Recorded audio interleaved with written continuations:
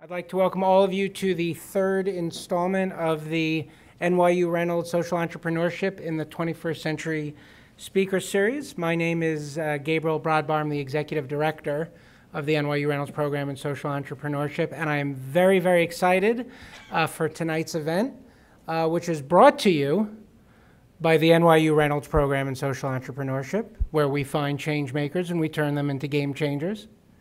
See, that was an ad. This night is all about advertising and social change, so I figured I would give it a little go myself.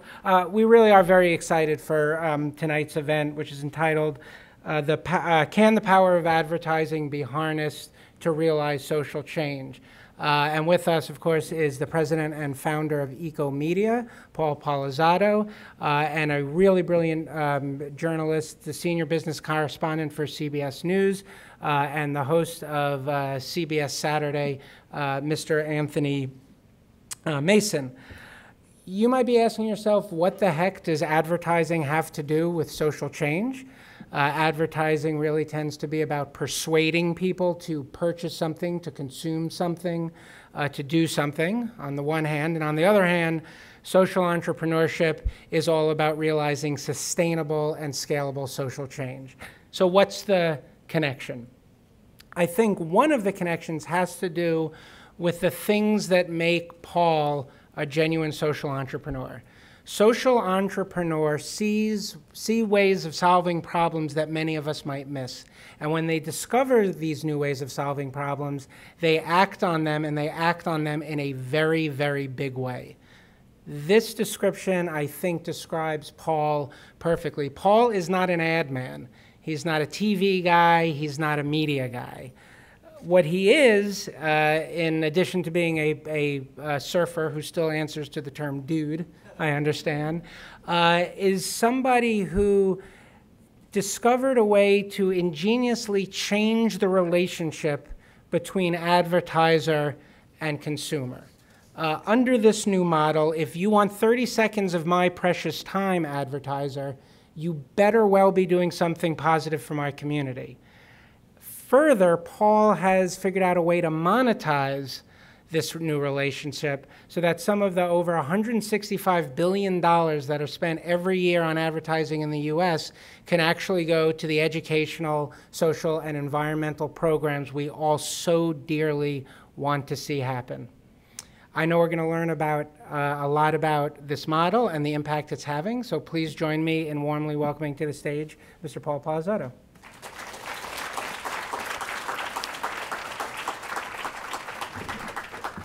Thank you very much, Gabriel. What a pleasure it is to be here. Thank you, all of you, for being here tonight. As Gabriel described, I'm not an ad man. I'm not from the TV business, but rather the public-private partnership space. And I've spent most of the last 25 years trying to help communities fund gap finance projects. Much of my early career was in the environmental space, and I was helping communities solve environmental challenges, but now I'm increasingly dealing with educational and health issues as well. And as Gabriel described, there's $165 billion a year being spent advertising to the American public. I originally started EcoMedia as a nonprofit, and I was interested in how we could use EcoMedia to gap finance projects. And when I say gap finance, there are all sorts of projects all over this country that are this close to getting off the shelf and into the community, but if they don't get some of that final financing, they won't. And so we started EcoMedia as a nonprofit, but I found as a nonprofit I was taking this shrinking charity pie, particularly during a stressed economy, and simply dividing it into more pieces. And we were winning a grant when a very deserving nonprofit was otherwise not getting that grant. And these were nonprofits that I thought were fantastic. And I said, I don't want to take money away from them. And that's how I started to look at advertising. I looked at the hundreds of billions of dollars being spent advertising the American public and said, perhaps there's an opportunity to create an ad model to fund nonprofits, to grow the pie. And so at the highest level, EcoMedia is an ad model to fund the nation's most effective nonprofits taking on the most urgent social issues of our time: a better environment, better health, and better education. And so as a result of creating this program, we're providing millions and millions of dollars to nonprofits all over the country, and as a result have won a number of awards, some of which we're quite proud of, all of which we're quite proud of. We're now the fastest growing division of CBS. And so I wanted to share with you a quick video on some of our recent successes. One of the things that just impressed me the most is how we can take an advertiser, take their advertising dollars, they can still promote their product and at the same time make a difference in the community. That's amazing. We have to be creative, and so I just want to thank, I don't want to get too corporatized here, but thank you to CBS and EcoMedia, because we simply wouldn't be here without it. I'm incredibly impressed with EcoMedia and what it does. It's really innovation in the media space and something we haven't seen before. In our business, we're obviously looking for the big idea, but what we're also looking for are innovative ideas that are game-changing. I believe in what EcoMedia does. We are spending more and we're investing more in CBS because of EcoMedia. This whole concept that EcoMedia has brought to us and to other non-for-profits is really, we think, the future. This business model really will transform the sector and really marry corporations and charities and consumers, all three C's in the sector, to advance humanity. Whoever thought you could do this through advertising, but that's exactly what's happened. Last year alone, $220 billion in donations were given by individuals. That shows you the power of something like EcoMedia that connects with those individuals who want to give back. So if I can combine media with making an impact in the market from a social responsibility standpoint, we think that's the best of all worlds. Today, it's not just about what we say, it's about what we do. And EcoMedia allows us to do more.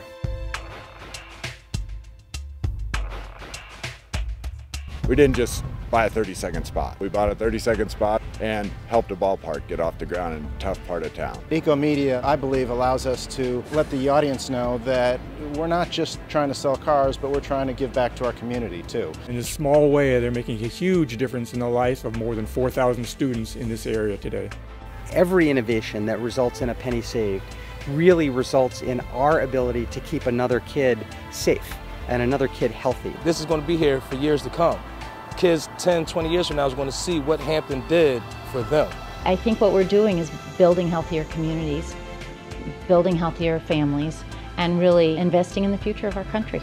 Here with this all-access sports field, every child has an opportunity in every moment that they step on the field to say, today is the day that I'm becoming a champion. What this is really doing is it's investing in our future. It's investing in the community, and it's investing in our youth. Nothing is more satisfying than to think that you're giving something back to the next generation. We work to enhance the quality of life for the men and women who serve our country.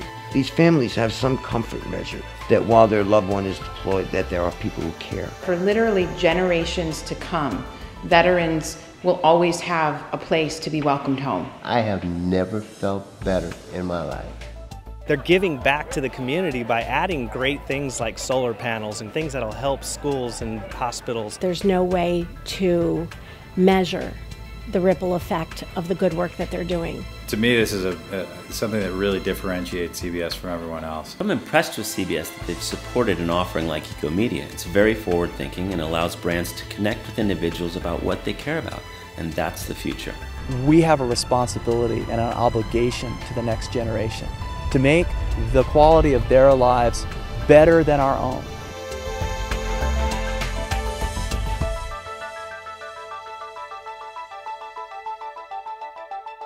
So as a result, as I described, we've won a number of awards. We won back-to-back Edison Awards for some products that we've created. The 2012 Edison Award for Social Innovation, 2013 for Lifestyle and Social Impact. And in 2009, the U.S. Conference of Mayors deemed our public-private partnership to be the most effective in the nation for the things that are challenging cities all over the country.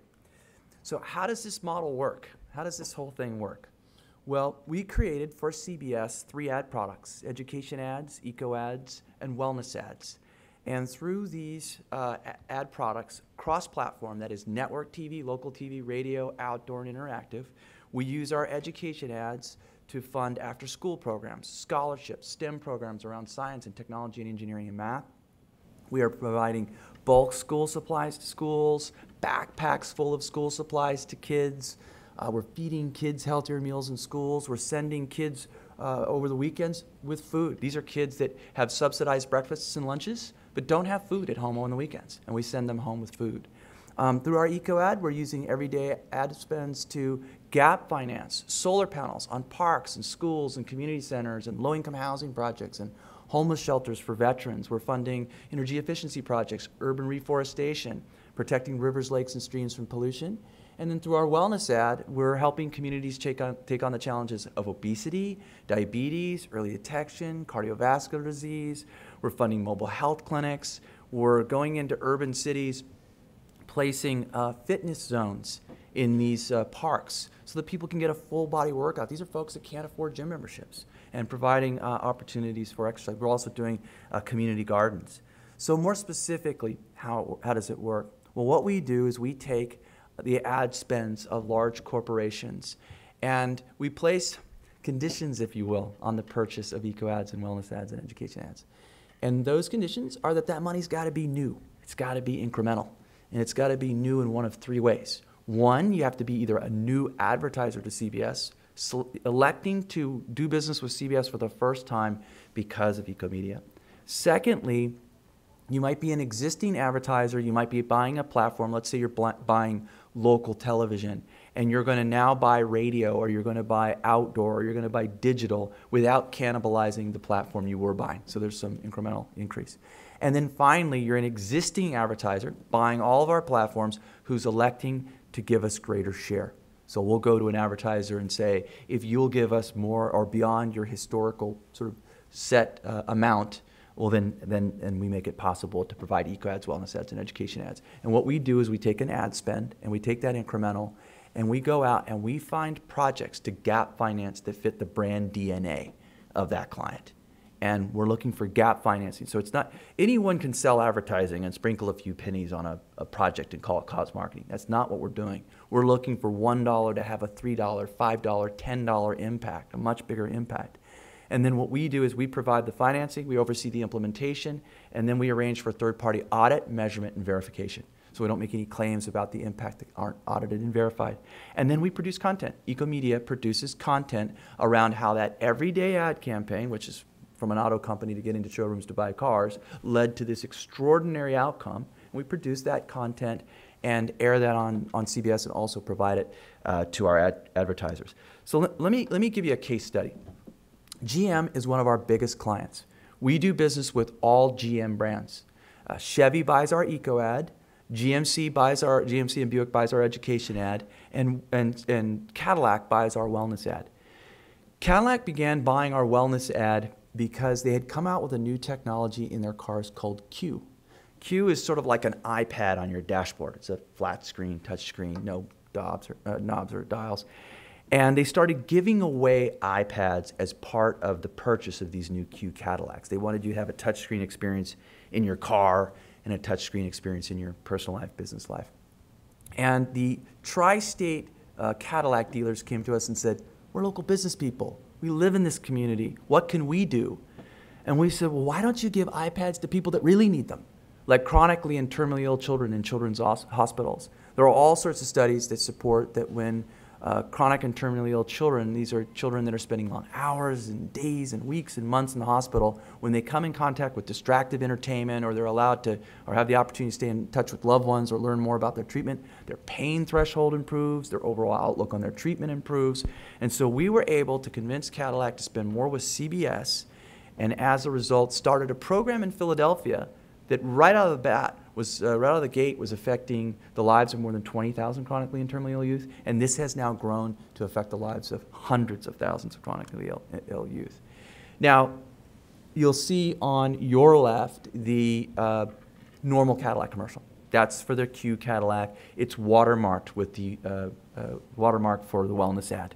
And then we promote that, rather than take the time to show you the ad, we watermark it. And then on your right, we promote it with 15-second promos, with and also with our local assets. So let me see if this, there you go. We have a program in Philadelphia called Talk Philly, and we went into great detail about how this program works and how it's affecting children's hospitals in communities all over the area. And then we ran 60-second promos adjacent to many of the Cadillac ads. And then each one of the Cadillac dealers throughout the geography of the tri-state Cadillac dealers got their own 15-second promo connecting them to the iPads at the children's hospital that was closest to their dealership. And then we ran that on a loop. And I'll show you what we showed in the dealerships. We at EcoMedia handle the financing of the project, again, as I said, oversee the implementation, arrange for the third-party audit, measurement, and verification, and then we handled the press event, the Power On event, and then produced content. And this is EcoMedia-generated content. In America, 1 out of every 4 children is living with a special healthcare need. In the Mid-Atlantic, that means over 1 million children are living in and out of hospitals. When kids and families come to the hospital, their world's kind of turned upside down, and they're in a brand new world that they don't know anything about. Some of them tend to be the sickest kids that you see in hospital settings. Some of them are with us for weeks upon end, and some of them just don't have the opportunity to get outside in the normal public because of the conditions that they face.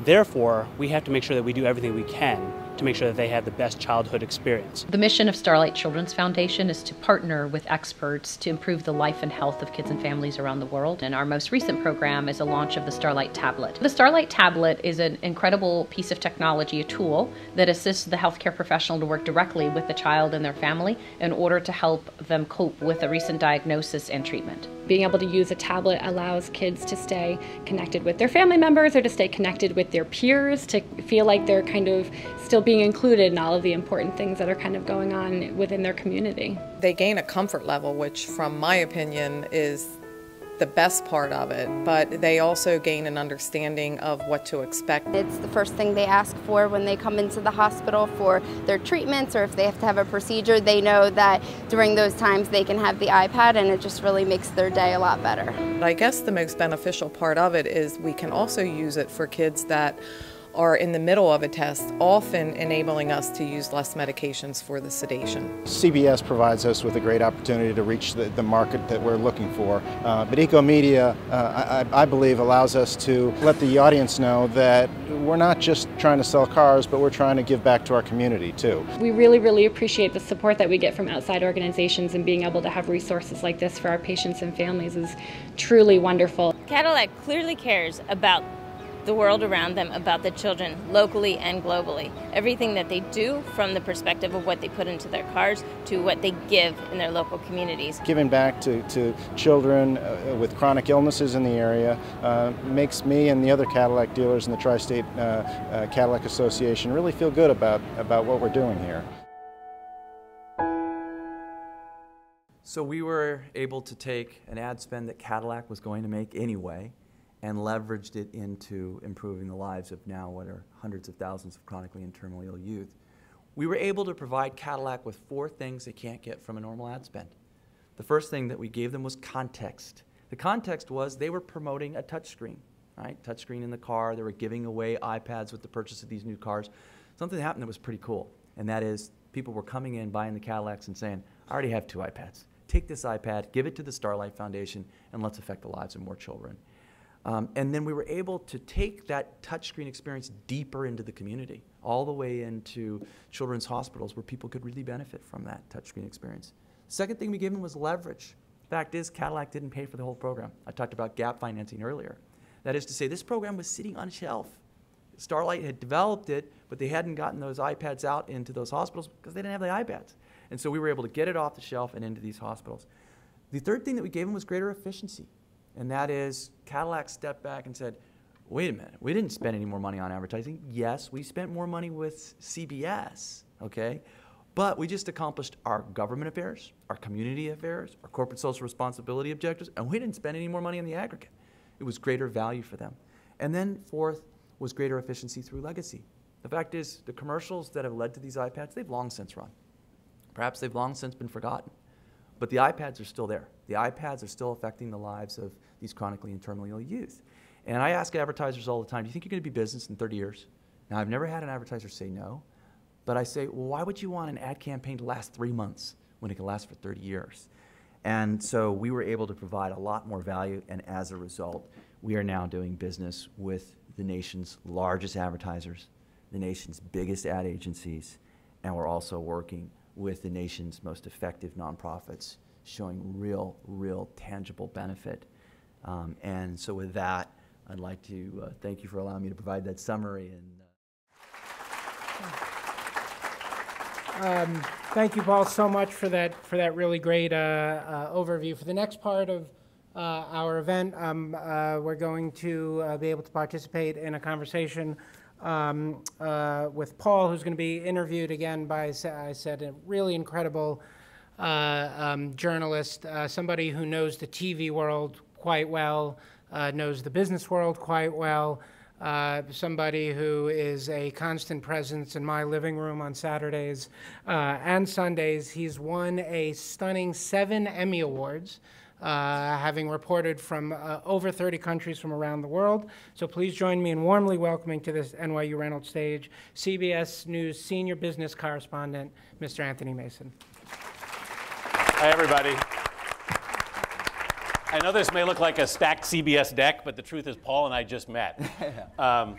So CBS hasn't set this up. I wanted to say one thing before we start, because we're talking about social change, and we've just lost the giant of social change in the world, Nelson Mandela.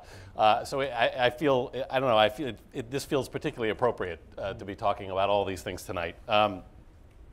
But I'm fascinated by this, Paul, because the truth is most people in CBS don't even know that this is going on. And I find it really interesting because the advertising world, as you well know from going into it, is, it's there's a pretty established regimen, and you're changing the game.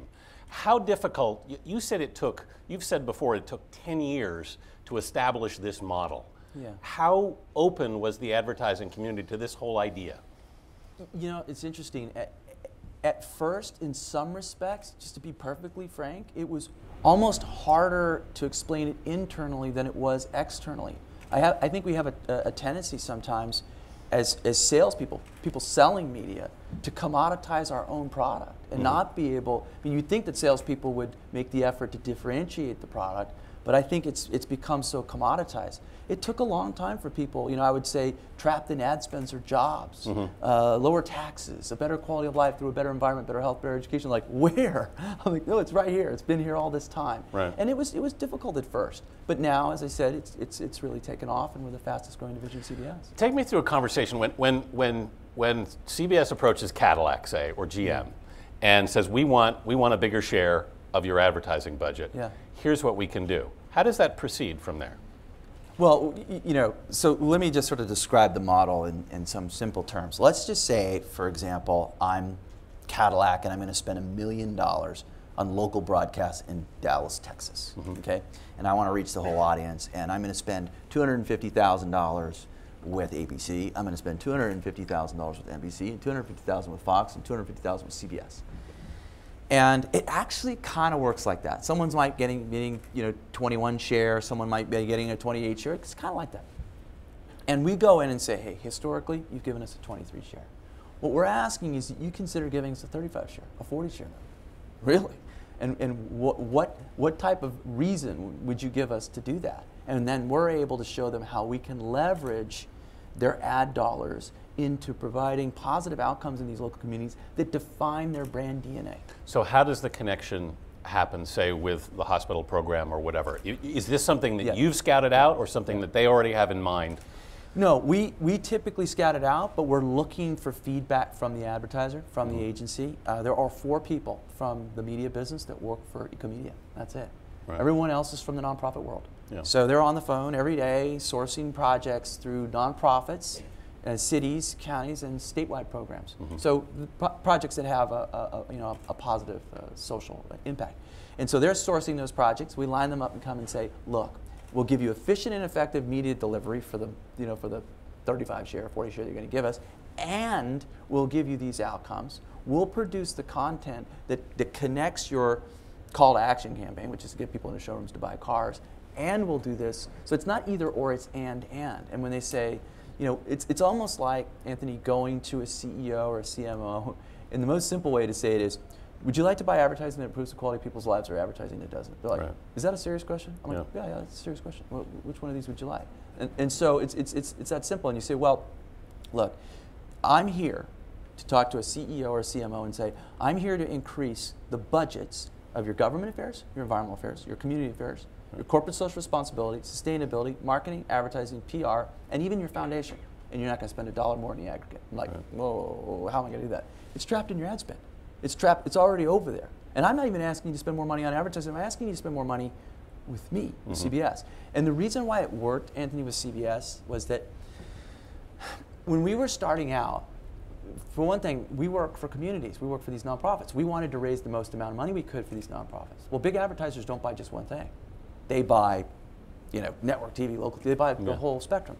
And so when we were looking at building the company, we're thinking, well, we've got to get NBC for TV, we've got to get Clear Channel for radio and outdoor. Oh, that's a pain. And I was new to the business. I said, well, CBS has that under one roof. Right. We'll try it with them. And we entered into a joint venture in 2008, which went quite successfully and then resulted in the purchase in 2010. But one of the other reasons why it works with CBS is when you go to someone and say, I'm asking you to consider spending more with me, they can figure out a way to do that, Anthony, with CBS, because if we were from an obscure cable channel, they'd say, Paul, I think what you're doing is super noble, don't get me wrong, but I can't, you know, in good conscience, spend more of my advertisers' money with you because we can't reach our audience. With CBS, they say, could I buy some more SEC football? Yeah. Could I buy some more NCAA basketball? Yeah, probably. Could I buy more spots on the #1 network in primetime? Yeah, we can do that. Was there resistance initially? I mean, advertising is so measurement driven, you know, and I would imagine some of the impact of this is difficult to measure in terms of hard numbers that advertisers want to show, you know, that agencies want to show their clients. So how did you approach that? Well, I think the business is undergoing a lot of change, and I think it's exciting. I think it's exciting because I think, and again, not being from the industry, this is just my take on it, that it has gone from complete monopoly to total commodity, okay, in a matter of, you know, decades, right? You used to have a couple of networks, they were the only game in town, and as other media companies came around and the audience is fragmented, you know, the pendulum began to swing from monopoly to commodity. And as it did, that helped the advertiser. They were able to pit media companies against one another, get lower rates, free stuff. And I would say in the early stages of that swing towards commodity, it actually helped the agencies until they figured out that young people were buying millions and billions of dollars of this on Excel spreadsheets and cubicles and said, well, why am I paying you 15% to source my media? And so then the commoditization of media reared its ugly head on the agencies. Now I would tell you that I think you're seeing the early stages of the decommoditization of the industry. It's coming back the other way. Not because we as a media company don't like it, not because the agencies don't like it, but spray and pray doesn't work as well as it used to, right? And so as it begins to decommoditize, the media companies that innovate, that create new and more compelling ways to engage with people will win. I liken it to the deregulation of an industry. Those media companies that hang on to old models will find it very difficult. But those media companies that innovate and engage with consumers on their own terms. You know, Gabriel said something very important, and that is about this transaction that takes place, right? When you don't come from an industry, you look at it very simply. You go, okay, so what's happening here? These advertisers over here want to have a conversation with these consumers and viewers over here. What's on the minds of these consumers and viewers? Well, what's on the minds of those consumers and viewers are jobs, taxes, and a better quality of life, a better environment, better health, better education. So my feeling is, hey, if you advertise every time you talk to these consumers, address in some measurable and tangible way. You have to have a conversation with them in some form. In what's most on their mind, they'll probably pay attention to you. If you don't, they'll probably tune you out. Right. And in the most granular way, it's an exchange for time. You can have free comedy, drama, traffic, weather, sports, music, among other things, in exchange for ads. And so if I were to take this computer right here, and I wanted to sell a new product or service, okay, and I went to a grocery store at 6 o'clock at night while everyone's running in to get their groceries, and I said, hey, I know you're in a hurry, but let me show you my new product or service. You give me 30 seconds of your time, I'll show you a hilarious video. Look, I don't have time. How about 30 seconds of your time, I'll give you a sports update and a weather forecast. I'll get them off the internet tonight, I really have to run. How about 30 seconds of your time, and I'll put people back to work in this community. I'll feed kids healthier meals in schools. I'll put solar panels on our parks and schools and community centers. I'll help chronically and terminally ill children in children's hospitals. They're like, 30 seconds? Yeah, 30 seconds. We're turning viewers into volunteers. And the idea was every time a brand says, time out, I want to tell you something about my product or service. And if you'll give me 30 seconds of your time, I'll improve the quality of your life and the community you live in. You're like, hey, if that's the payoff, don't be in such a hurry. We can talk all day. And so as Gabriel was describing, if you want access, I personally believe that the future of advertising is going to be less about where an advertiser reaches you and more about what they do for you when they do. And it'll be more permission-based, which is to say, you want access to the portal of my mind for the next 30 seconds to sell me your product or service? Here are my terms. My terms are provide housing for veterans, we'll talk all day. This is not your first company with this kind of goal. No. You started when you were 25. Yeah. And actually, that came out of your surfing life, didn't it? Yeah, it did. What happened exactly? Well, you know, I grew up in a little beach community out in California called Manhattan Beach, and I grew up surfing in a very polluted Santa Monica Bay. The late 70s, Santa Monica Bay was not in good shape. And we would surf, and we would get sick all the time. We couldn't stay well for more than 3 weeks a month. All my friends were just, you know, upper respiratory infections, ear infections, skin stuff. I mean, at one point, they were going in to get gamma globin shots for hepatitis. It was just bad. And I started looking at, I had this interest in cleaning up Santa Monica Bay because I was surfing in it every day. And I started to look at the contract cleaning industry in Southern California. And I said, and I saw that these contractors were operating illegally. They were cleaning parking lots, industrial sites, manufacturing facilities, and washing all the pollutants and all of the detergents and degreasers and so on that remove the pollutants right into the storm drain system. And I was surfing in that. I go, look, not only is that not moral in terms of the environment, but it's actually illegal. It's a violation of the Federal Clean Water Act. And so I had this idea about how to clean these surfaces.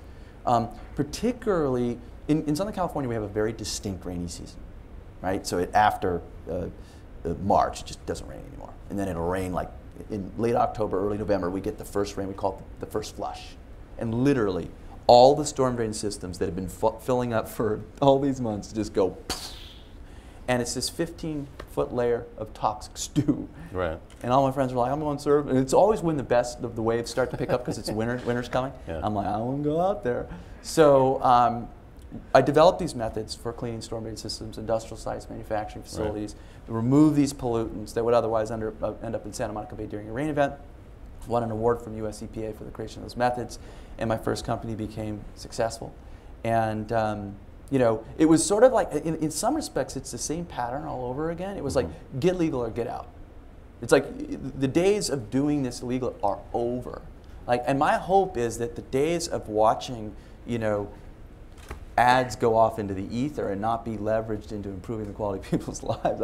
I hope that doesn't have a long future either. When you've said that basically since you were 25, you were your own boss up until 2010 when CBS bought your company, and you basically, you know, put yourself under a very traditional old media company. Were you worried about what that transition would bring? Yeah, I was really worried about it. You know, I saw it as an opportunity to really scale our impact, but I was really concerned about it.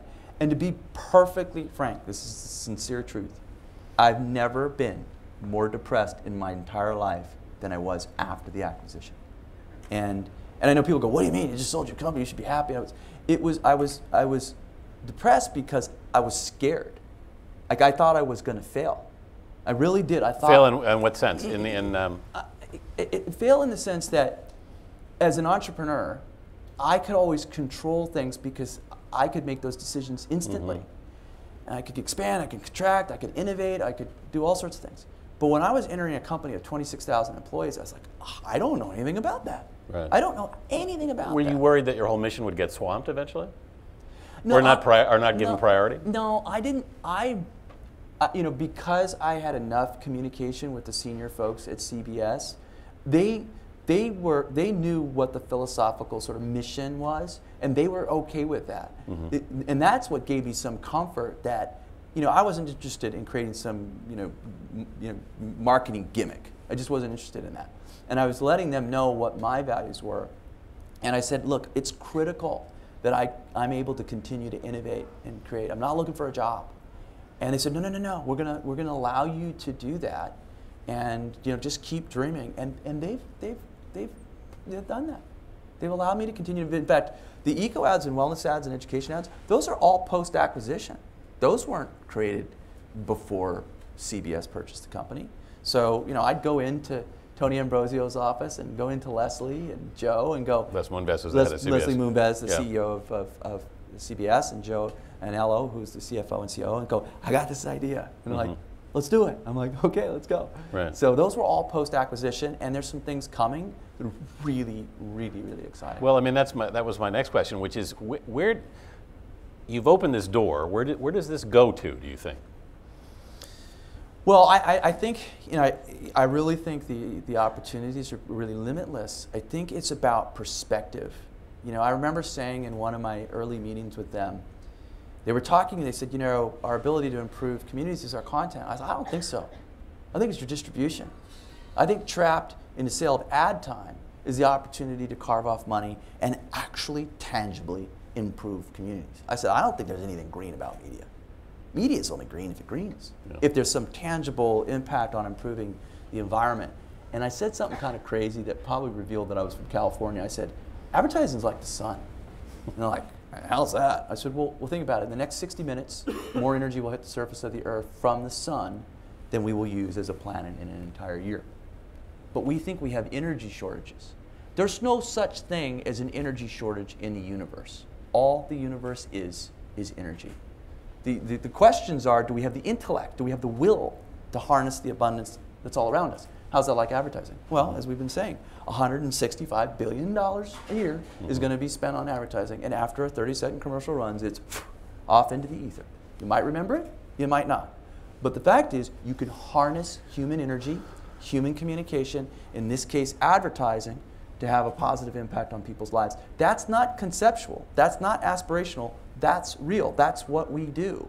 And so the question is, when you say, what's the potential? You say, well, potential is enormous in terms of harnessing those dollars. If NBC, ABC, cable channels start offering the same kind of thing as you are, then essentially you've succeeded. Yeah. Even though they're competing against you. Here's my only concern, okay? My concern is that they won't have the same covenant and commitment to the outcomes. Right? I didn't get into this to get into the media business. I had no idea I was going to be in the media business. I was interested, and I saw that you could harness advertising to improve the quality of people's lives. And my mission was to do that in some measurable and tangible way. If people get into this and are like, oh, this is a clever way to sell more media, it's like, it just becomes a gimmick. And what happens is the minute projects don't go well, right? And I go into GM or I go into United Healthcare and go, I've got some great projects for you. And they go, oh, we're not doing that anymore. I'm like, why not? Well, we read some articles about some projects that didn't go well. I'm like, yeah, but those weren't my projects. I know, Paul, they weren't your projects, but you know what? Our board says we can't take the risk anymore. I'm sorry. And I'm like, so somebody who got in this business that didn't have the same covenant, didn't have the same commitment, just basically ruined it for everybody. Well, I mean, when CBS basically came to you, correct? You know what? I honestly can't remember which one came first. How the dance started? Yeah, well, I was down in Miami, and we were doing some work with Mayor Manny Diaz. And I somehow met with the guys at WFOR. We were just talking, and we started, carrying on. We were doing a Green Schools initiative in Miami, Chicago, and San Francisco. And this whole thing got rolling. And this when this joint venture began, and then Leslie Moonves came down to Miami with all the mayors, and we kind of kicked off the joint venture. So where did this idea hatch with you that advertising could be used this way? If you weren't an ad guy and you weren't even thinking that way. It was really an accident.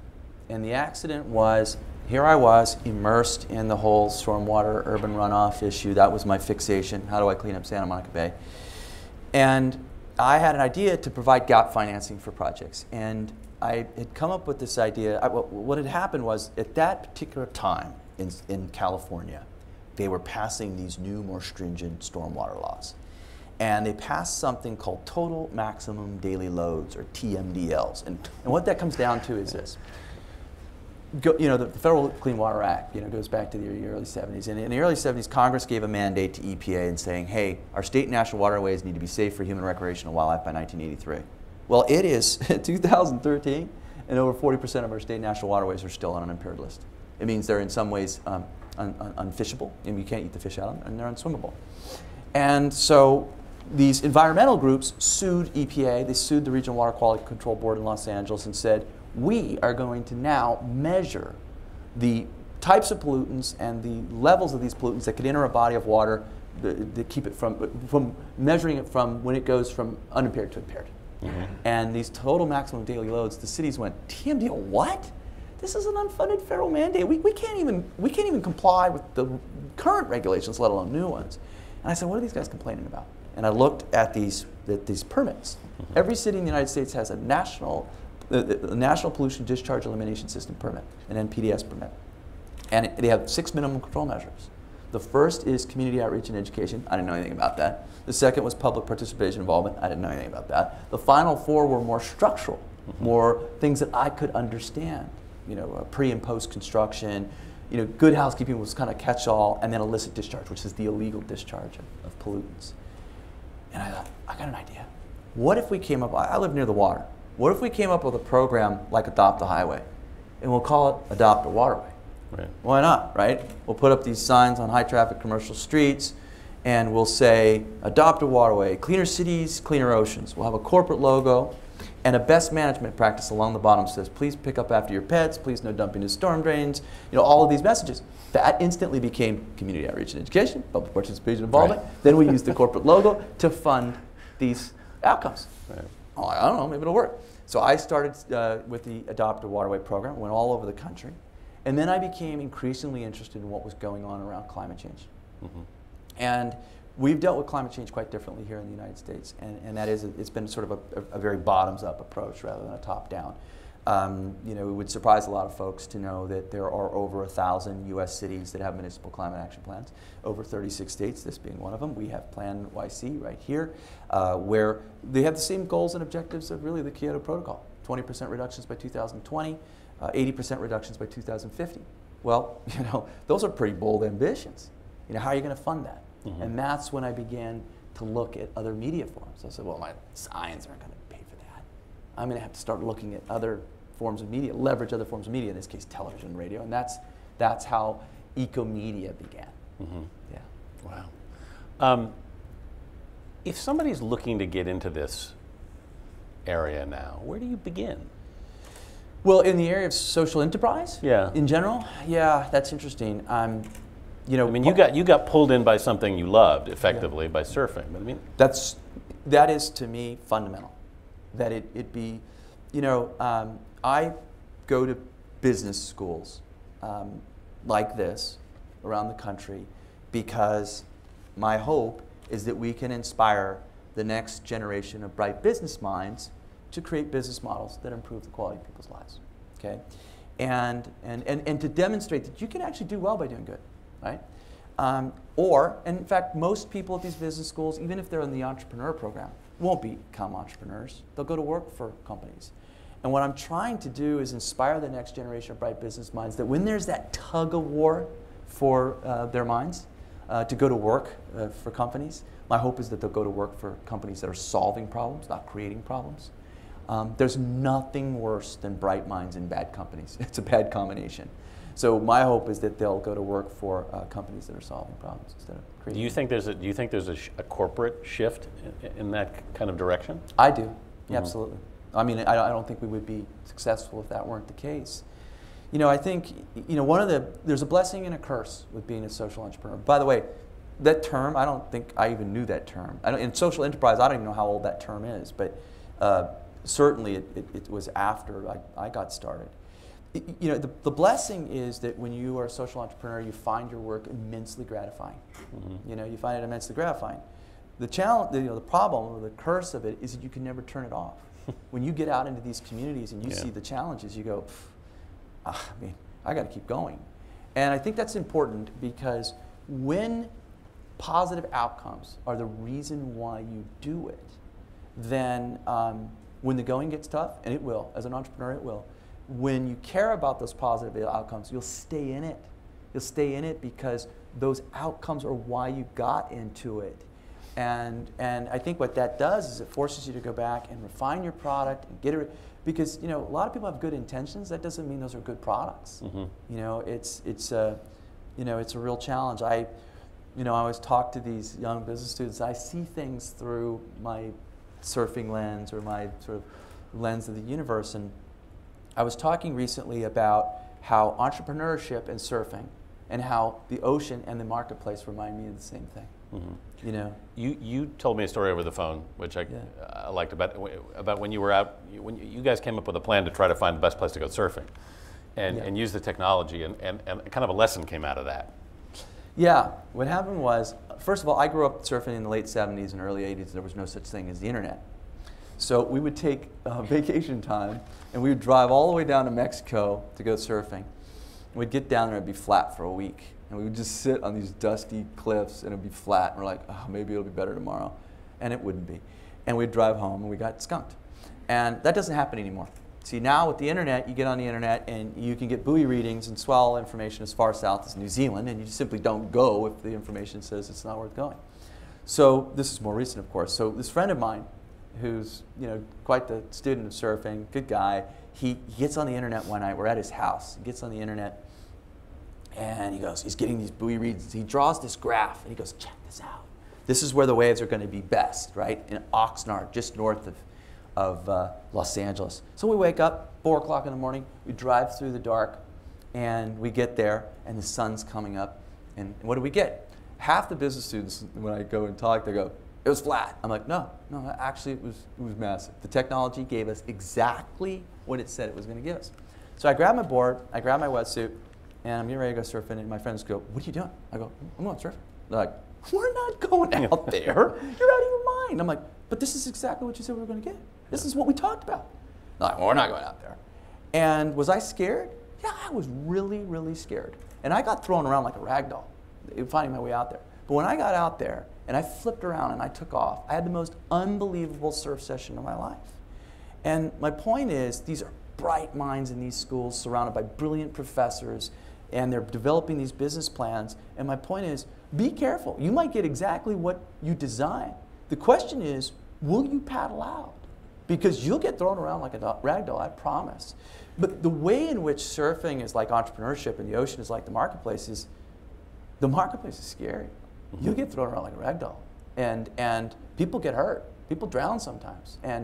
And so, but one of the things that's interesting about it is as you make your way out through that power, in business, and you flip around, it's interesting about how surfing is this really graceful dance amidst all this power and all this chaos, and people are scared.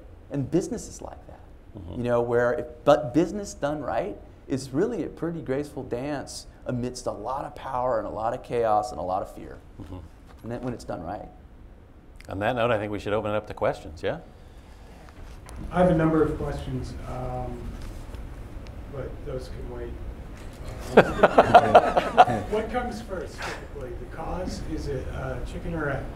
A cause or business objective?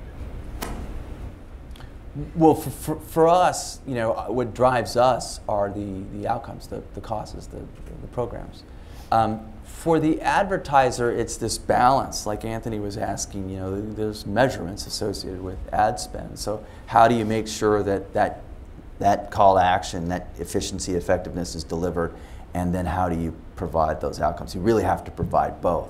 So I would probably say that for us, the outcomes come first. For them, these efficiencies and effectiveness of their ad spend comes first, and then when you put them together properly, it's a good thing. I may have not been clear. What I meant was in your prospecting, when you're talking to, when you're think tanking who to call on, is it the cause that comes first? Is that the first phone call, or is it the business, and then you learn what the business is? Well, yeah. What we're looking for is we have a roster of nonprofits, some 65 or 70 nonprofits that have projects all over the country, and we're very aware of the types of things they can do in these various communities. And then we'll go to an advertiser and we'll start talking to them about what their brand values are. A lot of times, these companies are already involved with nonprofits. There's not a leading American company that's not doing something pretty cool. And when they share it with you, what their values are and the kinds of initiatives they're involved in, you think, wow, that's really great. And so for us, it's an opportunity to give them more of what they're already doing with money they're already spending. So you say, okay, so you're already working with the Ronald McDonald House. How would you like to do more with the Ronald McDonald House with money you're already spending with your ad spends? And there's an efficiency breakdown, I think, in media where these companies are doing really cool things. Nobody knows about it. Nobody knows about it because they have a finite amount of money speaking to the American public, and with that money, they got to sell something. So how do you put those two things together? And so what we do is say, hey, we'll tell that story. We'll tell the story about how your call to action campaign led to these outcomes, and you'll get both. And so a lot of times it's pretty easy because the big advertisers have been doing some very direct things with certain types of nonprofits for a long time. And typically, do you deal with the CSR, or do you deal with marketing, or do you deal with government officials? All of them, you know, but more than not now, it's really the people who are doing the media planning and the people at the client directly. Yeah. But the CSR folks, it's interesting, we had a conversation tonight. Someone is here from a very large company, and we were talking about this, where the CSR person is interested in what we're doing, but we also have to bring in the ad and marketing folks as well from this company. And together, I think the CSR person becomes an influencer because they're like, hey, I can do more of what you've charged me with doing if we harness your budget better. And so they'll oftentimes become a real champion for us. You have to, in effect, kind of speak two languages, don't you? Yeah, yeah. Yeah, we do. And you know what, really? I've got some great, those 4 people from the media business that do work for us are the ones that are translating that into, you know, what is the efficient and effective media delivery of the call to action. And to be frank with you, I'm not really involved at that point. You know, I'll talk about how their ad spends can be leveraged into these outcomes, but the folks at EcoMedia and CBS, because we work directly with the sales forces of CBS to provide both. Yeah. You said you consider well-established nonprofits to be considered for benefits from an advertisement. What does it take to be considered well-established? Well, we're looking for all the same things that, you know, most donors are, right? We're looking for a track record of how do you turn, you know, resources into outcomes that are sort of exponentially more significant. And that doesn't mean that we're only working with national nonprofits. We work with local nonprofits all over the country, very small ones that have track records. You know, I think if we limited ourselves to just big household names or big marquee names, we would be missing an opportunity to deliver a lot of really positive things. Does your company only seek out nonprofits, or are they allowed to seek you out? They seek us out all the time. There's a constant conversation going on, and yeah, I think I think there's a positive, you know, conversation going on every day with nonprofits reaching out saying, hey, we're doing some great work, consider us. And then what we'll do is we'll typically start with a conference call, you know, where we have our project team sort of around the hoop, sort of listening to that. And then oftentimes it will be a physical visit and to some of their projects, getting a sense for what they look like. Yeah, thank you. Hello. Oh, I'm sorry. Michael Cobble. I'm an international business student at CBS. I'm curious, I have a couple questions for you. I'm curious to know your thoughts on kind of the topic of millennials wanting to work for a company that's creating massive amounts of social impacts, especially with you traveling to a lot of business schools in America. Yeah. Have you noticed a lot of, have you been able to see that yourself firsthand, a lot more of both wanting to work for a social responsible company and then creating social? Absolutely. I mean, just like in the last 5 years, it's just like taken off. I'm not saying it just started 5 years ago, but it's certainly increasing now.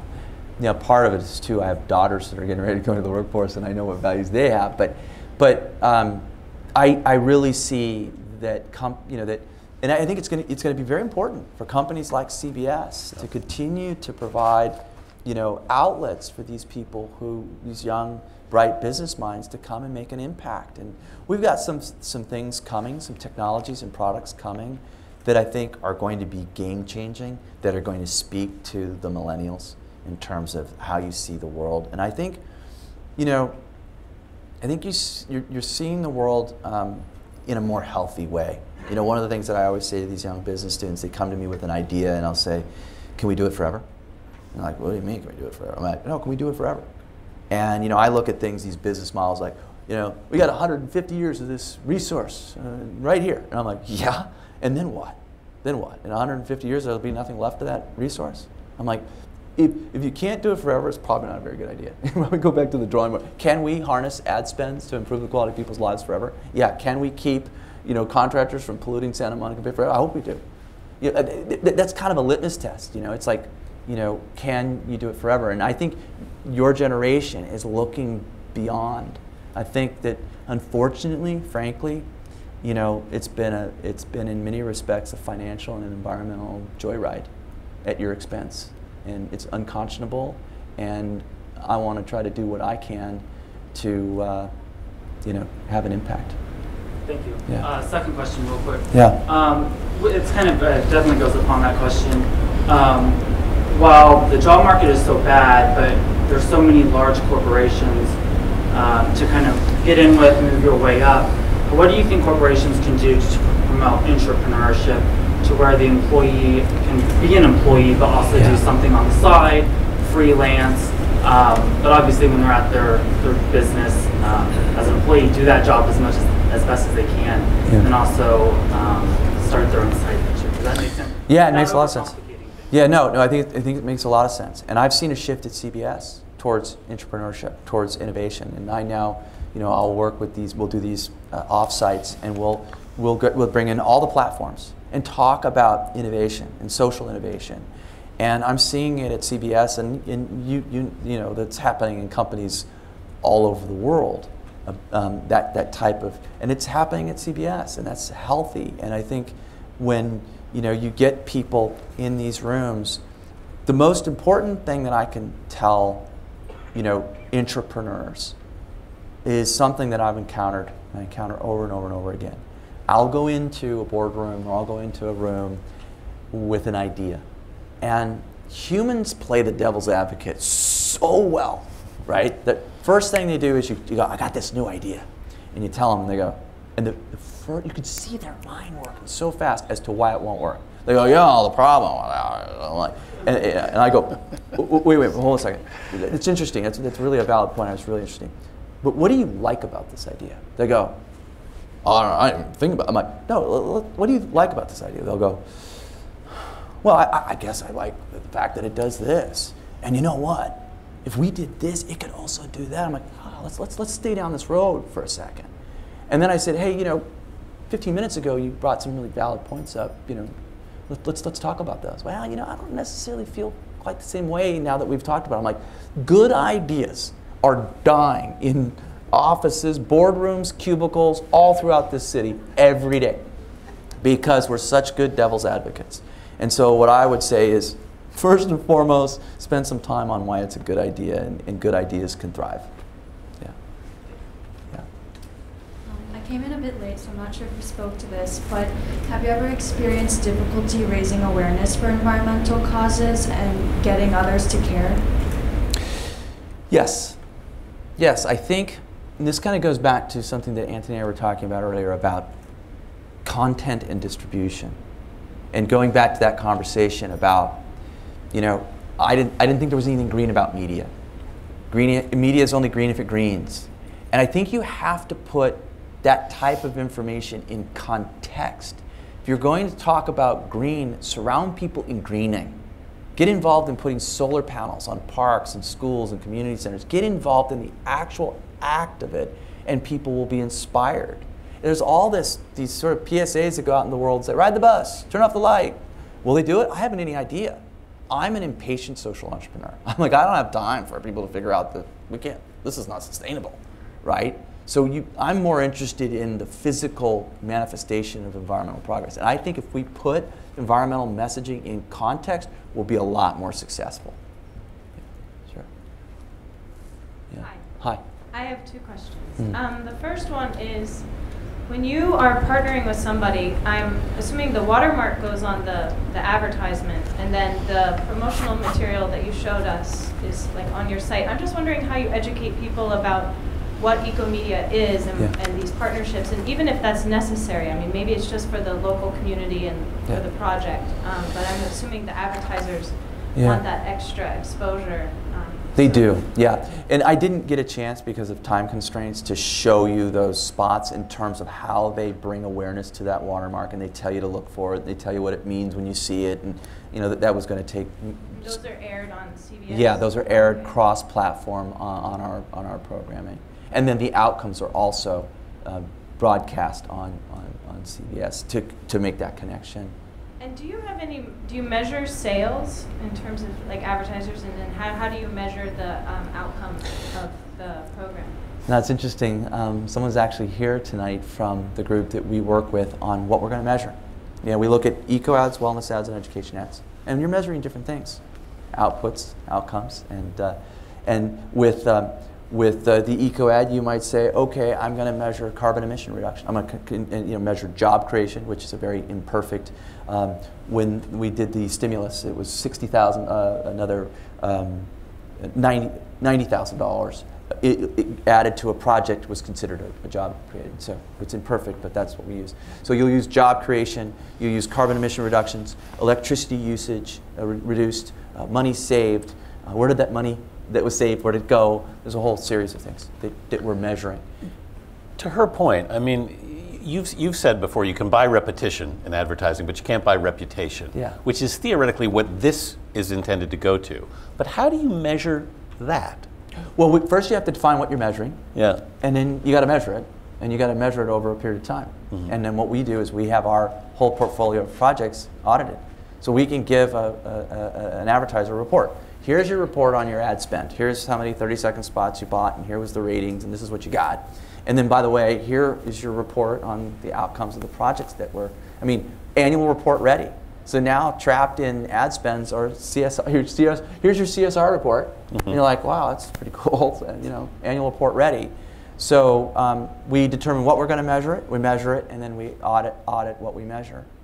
And yeah, thank you. Hello. So you mentioned earlier that your company changed from a nonprofit to a profit. Can you talk more about that process? What were some challenges, and how did that change your company? Well, this is a really interesting one because I come from this nonprofit world, and just as much, we've been talking tonight about how we're changing the media landscape or the ad landscape, but we're also changing the nonprofit landscape. And because I come from that nonprofit world, it was the difference between an offer and an ask. Nonprofits are asking for money. If you give me money, I'll do great things in the world, okay? Well, during a stressed economy, asks get no pretty fast. We're going to corporations saying, I'm not asking anything. I'm offering you an opportunity to get more out of something you're already doing. You're already advertising. In fact, it's one of your biggest budget items. So we wanted to turn nonprofit fundraising from just an ask into an offer and an ask, right? And to provide a different value proposition. And I think it's really important that nonprofits understand, just as the person before asking that question of measurement. Nonprofits are like, what do you mean I'm doing such great stuff? Like, why wouldn't you give me money? You're like, well, because corporations have shareholders and they got to measure everything. And I think the more that we, EcoMedia, can partner with nonprofits, as we're doing, and become their media partner, I think we're having an impact on their mindset. We're becoming their media partner. We're getting out into the world, not just what the corporation's doing, but what these nonprofits are doing. We're now telling the world, hey, Starlight Foundation is doing remarkable work, right? Fisher House is doing remarkable work for veterans' families at VA hospitals. You need to get involved in this nonprofit. You need to volunteer. You need to give them money. You need to get involved. And so we're playing that role in the nonprofit world. Good evening. Hi. Seems like this is really a U.S.-based model. CBS is a U.S.-based company. Your partners are U.S., your nonprofits. So can this model be scaled internationally?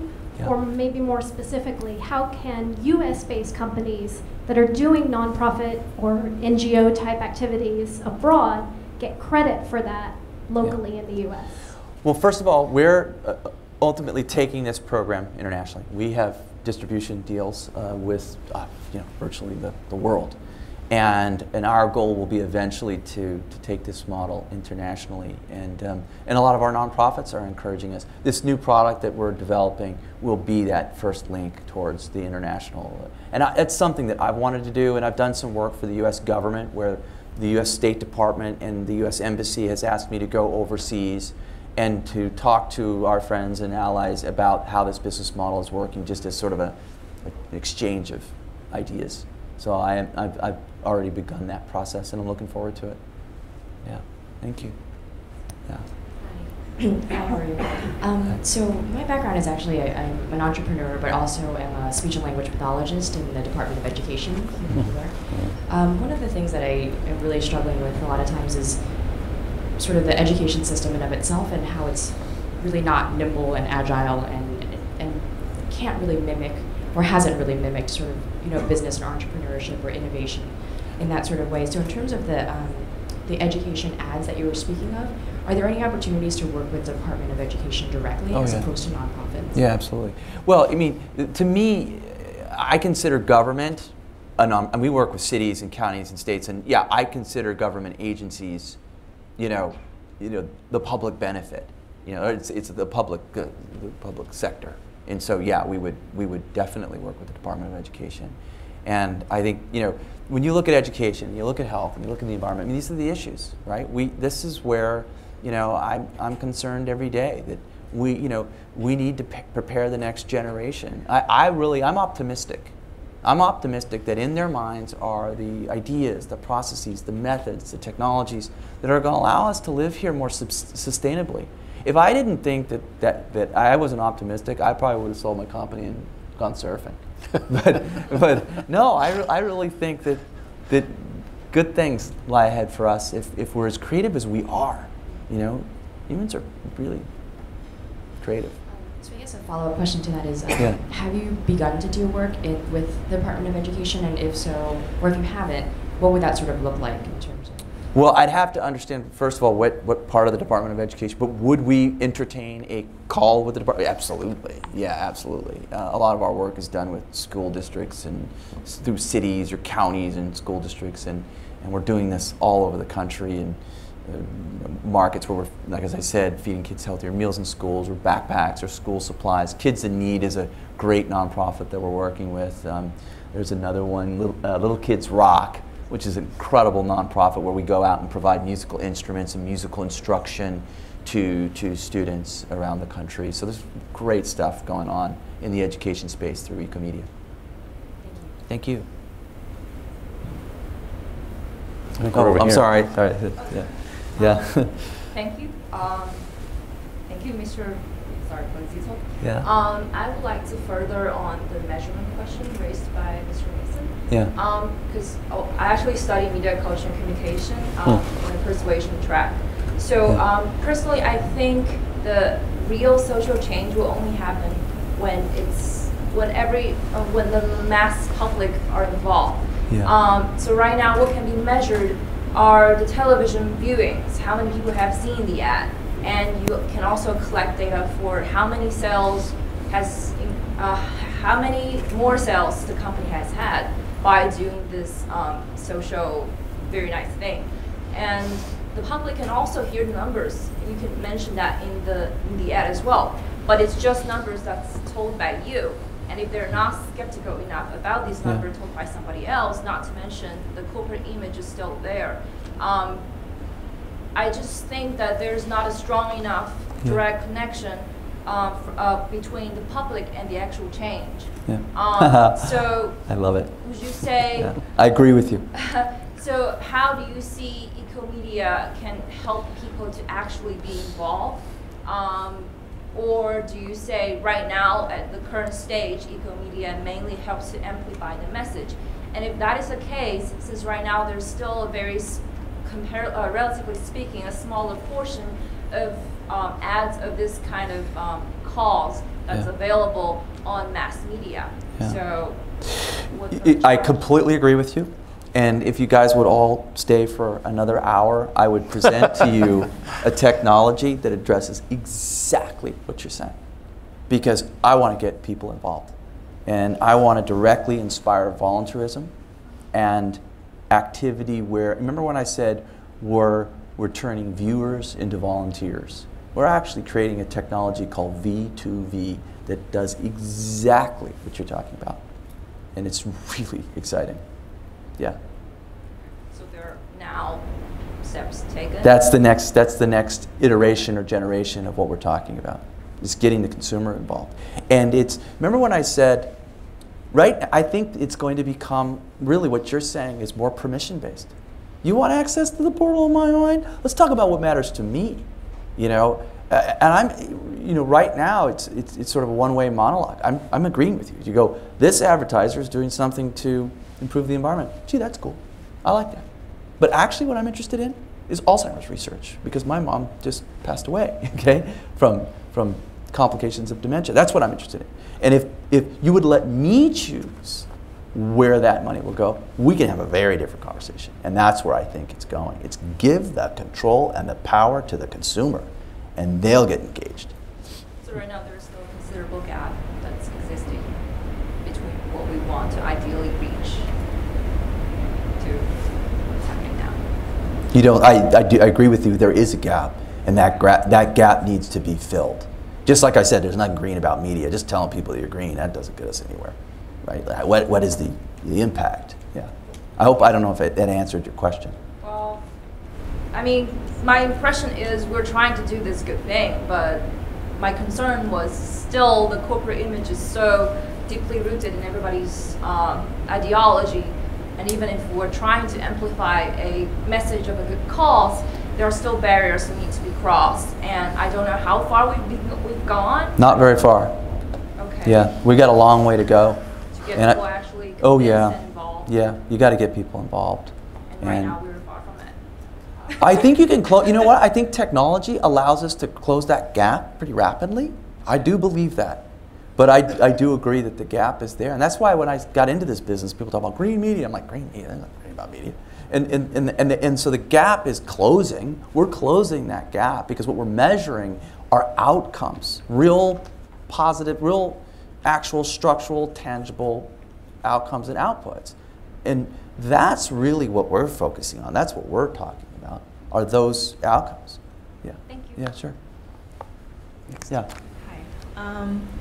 I was just curious if you have found that one area that you work with, whether it be education or eco or wellness, if you tend to find that there is more support for one over the other, and if so, what are like strategies that you have to maybe gain more interest? That's a really good question. It's pretty well balanced right now. I mean, at first it was really environmental because that's where we started, and with the eco ad, and now I'm finding it sort of spreading out pretty evenly, you know, and you know, when you're working with these local communities, you've got to be kind of agnostic. You got to say, you know, if a community is needing help in the area of education, I try not to, like, you know, dictate that they should be doing something else. It's like, where are your needs the greatest, and how can we help you solve those needs? But right now it's pretty balanced. Yeah. Thank you. Sure, thank you. Hello, thank you for coming. My name is Mariam and I'm a candidate at Stern. My question was around, Anthony posed the possibility that other media companies might be able to copy your model. Yeah. And this could dilute, I guess, the impact that this sort of initiative could have with the nonprofits. Do you have any strategies for maybe preemptive strategies to be able to sustain your model and avoid this from happening at all? Have you strategized about this at all? I'm an intrinsically paranoid entrepreneur. Yeah, I think that there are people scheming in rooms right now but you know, first and foremost, you've got to let your body of work speak for itself, and that covenant and that commitment to the projects, and then you got to keep innovating. You know, we've got another. You know, we were purchased three years ago. We've launched 3 award-winning products in 3 years, and the best one's coming. I'm always, like, I feel like I got to keep going. I got to keep us ahead. And part of that, again, is that blessing and that curse. I can't turn it off. So I just keep going and going and going. And I'll go into Leslie Moonves and Joey Anello and Tony Ambrosio and be like, I got another idea. And they're like, he's at it again. So that's part of that barrier to entry is you know, looking at those nonprofits, looking at those cities and counties and states and creating contracts and relationships with them and letting your body of work, you know. So you're saying your relationships, I guess, built with nonprofit is one of your competitive advantages? Yeah, absolutely. Yeah. You know, your body of work, I mean, if I'm a brand and you come to me and you're a media company, I'm like, well, what do you know about outcomes? I'm like, well, this is all I've done for 25 years. All I've done is this. In fact, I don't even know anything about media, right? So, and when a media company comes in and starts talking about, you know, these types of, you know, outcomes, we're like, what is the it's almost like your question to me, like, what is a media company doing in this space? It's almost, but actually, I think it belongs. I think it's very, very symbiotic. Yeah, thank you. Hello. So I was going to ask a similar question, but following up with that, being a social entrepreneur, this is obviously an idea that you feel like has is socially beneficial or beneficial in the end. So wouldn't it also be a good thing that you have competition, that you have copycats, that you have people who are driving you further and pushing you to innovate and be paranoid? Right. Yeah, I do. Do you see that as a blessing or a curse for not only for yourself but for the company as a whole? Okay, so sort of going back in time, you know, with my other business, right? Look, we were first towards zero discharge. We were first to do urban watershed cleaning. But I said, get legal or get out. I actually said to my competition, as long as you can deal with the technical challenges that I faced in order to get legal, bring it on. Bring it on.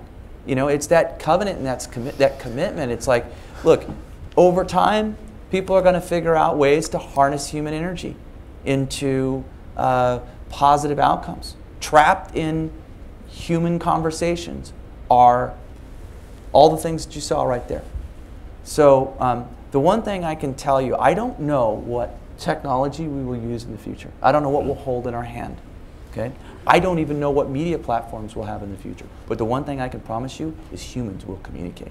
Humans will be communicating. And my interest is, how do you harness that thing that we do into positive outcomes? And I think that's the future.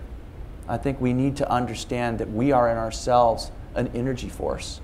And there's a way to do that perpetually. And I think it's exciting. Thank you. I think we got time for one last one. Okay. Well, I was afraid you were going to say that because I actually have two questions. It's 1A and 1B. I've lost one and then the first time, maybe I'll speak Sure. another one. Yeah. So I'm actually from the Wagner School of Public Service. And I was wondering, since you work so closely with nonprofit organizations, if you've noticed anything that you think is lacking in the sector in terms of whether they're not communicating their message effectively, or what in general, any trends you see?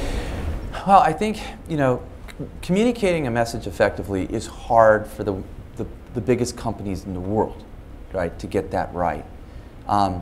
And so back to what I was saying earlier about how we become a media partner with these nonprofits, and we produce content to help them articulate their message. It's purely about them, purely about how they are doing remarkable work. You know, the American public is very spoiled, and I don't mean that in a negative way. The quality of content, we're watching movies that are $100 million to produce. We're watching 30-second ads that are $1 million to produce. And then you get these nonprofits and you get these cities and they produce something like, you can't honestly think that the American public is going to take, their eyes and ears are spoiled. And we need to elevate that messaging to be every bit as good or better than the stuff that they're being inundated with all day long. And how do we do that? It takes money, and that's what we're doing in terms of harnessing corporate money to come over and say, let's tell the story as to why what you're doing is important. And to tell that story in a fashion that's much like what you see on CBS every day. You know, I think that's another gap. You got to close that gap. And I think we're doing that. Next one. Last. Okay. This is the real last. There we one. go. I was just wondering if you noticed any changes in the way you operate EcoMedia after you were acquired by CBS. Yeah. We didn't mess it up, did we? No, not at all, and not at all. And I have to tell you that I once said to this gentleman that I work for, Tony Ambrosio, I just said, "Look, I'm not going to change," and I didn't mean that in the wrong way. I was like, "Look, I don't want to change," and they were like, "Look, we don't want you to change. Keep innovating, keep creating, keep dreaming, keep doing what you're doing," and they were sincere about that. Had they not been, this probably wouldn't have worked out very well, you know. But they said, "Okay." And I think, back to one of the questions that we got earlier from one of the gentlemen about entrepreneurship, I think when you understand what corporations like CBS, Leslie and Joe and all, we have a fiduciary responsibility to our shareholders, right? And my goal is I want to make CBS the most philanthropic media company in the world, while at the same time contributing to its continued business success. And I believe that's really, really possible, that those things are not separate. In fact, I think they're very much connected. And so the goal is to... Do you think that attitude was there before? It's hard for me to say, Anthony. It's what I've encountered. And so I can't... Because I don't think of that as a traditional corporate attitude. Yes, we do philanthropy because we kind of want to and are supposed to.